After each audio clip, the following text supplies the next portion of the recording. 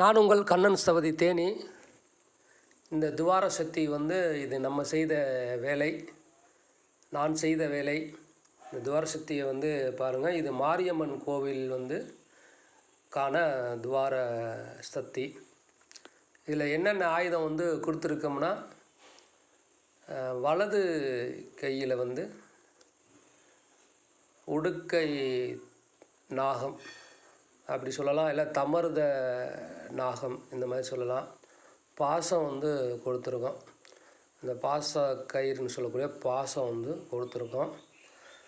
அப்புறம் இது இடது ஆப்போசிட் இந்த துவார சக்தி பண்ணியிருக்கிறதுனால இடது பக்கம் இந்த ஆள்காட்டி விரலை தூக்கி கொடுத்துருக்கோம். அடுத்த ஒரு கையில் கதை கொடுத்துருக்கோம்.